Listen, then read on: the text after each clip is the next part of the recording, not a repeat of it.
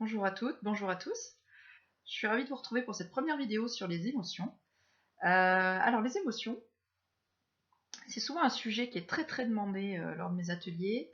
C'est un sujet sur lequel je vous ai accompagné pour la plupart. Une émotion, c'est quoi? Une émotion, généralement, quand on fait nos tours de table, quand vous me parlez de vos émotions, vous me dites que les émotions, c'est comme une grande vague qui vous submerge, qui vous envahit. Vous ne savez pas forcément quoi en faire de ces émotions-là, que ce soit des émotions de tristesse, de colère, ou des émotions même de joie. J'ai eu des personnes des fois qui me disaient qu'elles étaient parfois euphoriques dans certaines situations qui n'étaient pas toujours appropriées. Donc les émotions, c'est vraiment un vaste sujet qui concerne chacun d'entre nous. Les émotions, du coup, je voulais vous en parler parce que, comme c'est un sujet qui nous concerne tous, l'idée c'était d'aller comprendre à quoi nous servaient les émotions, ce qu'était la gestion des émotions. Parce que quand on parle de gestion des émotions, c'est pas ne plus ressentir d'émotions du tout.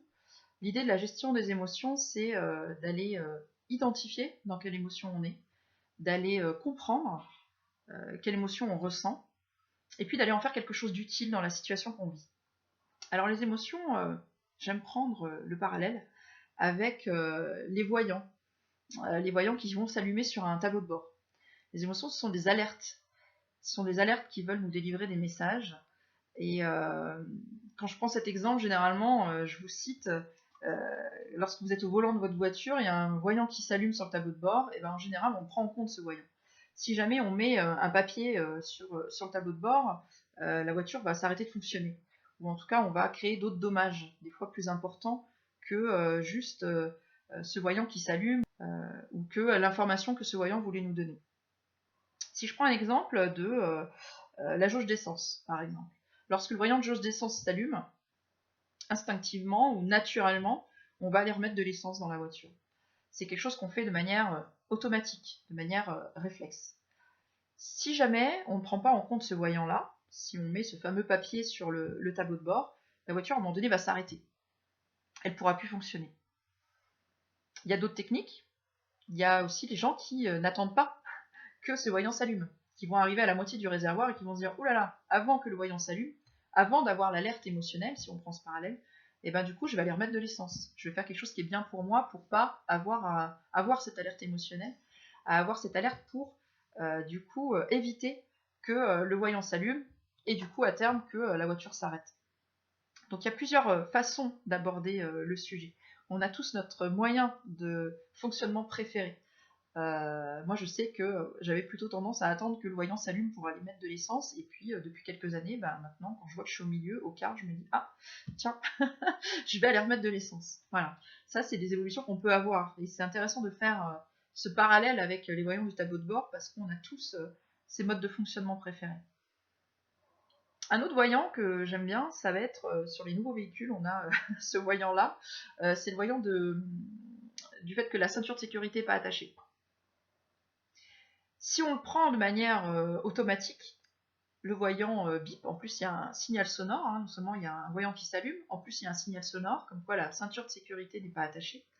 Des fois même il y a un texte sur l'ordinateur de bord. Ce que ça nous amène à faire, c'est d'attacher automatiquement notre ceinture. Ça, je dirais, le lien, il est fait directement. Il n'y a même plus besoin de réfléchir. Le voyant clignote, il s'allume, il y a une alerte, hop, on attache notre ceinture. Ça, c'est le fonctionnement automatique. J'insiste sur ce fonctionnement automatique parce que, de par nos expériences, de par notre vécu, on va mettre en place ces schémas automatiques. Si jamais on décortique un petit peu ce qui se passe dans ce mécanisme-là, l'idée du voyant de ceinture de sécurité, qu'est-ce qu'il veut dire? Il veut dire qu'on n'est pas en sécurité. La ceinture n'est pas attachée, donc attention. C'est une alerte. Attention, vous n'êtes pas en sécurité. Mais de quel type de sécurité on va parler? Si c'est juste le fait que quand la ceinture n'est pas attachée, en cas d'accident, on risque d'avoir des dommages corporels plus importants que si elle est attachée. Là, on décortique le message. Donc, pour me mettre en sécurité, j'attache ma ceinture. On a créé ce lien automatique. Ça sonne, je mets ma ceinture de sécurité. Comme ça, je me mets en sécurité.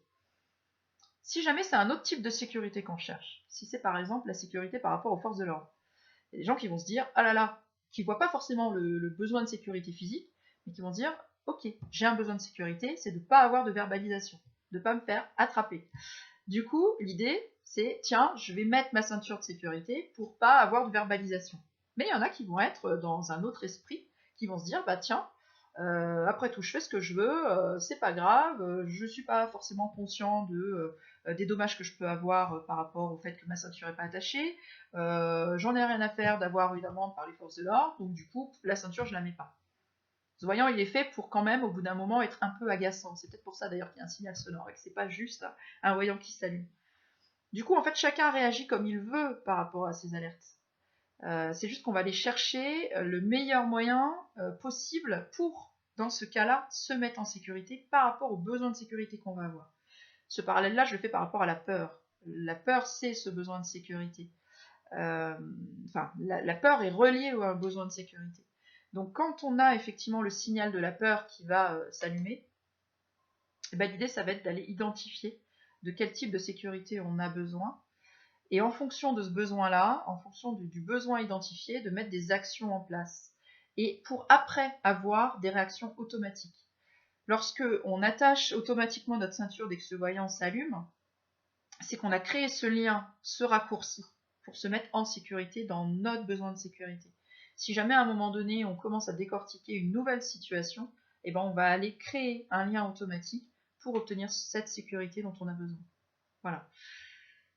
Je vous proposerai une prochaine vidéo sur les émotions, sur le message associé à chaque émotion qu'on appelle déplaisante, pour justement aller identifier le besoin associé à chacune d'entre elles et mettre en place les actions dont on a besoin, les actions qui vous correspondent pour chaque besoin identifié.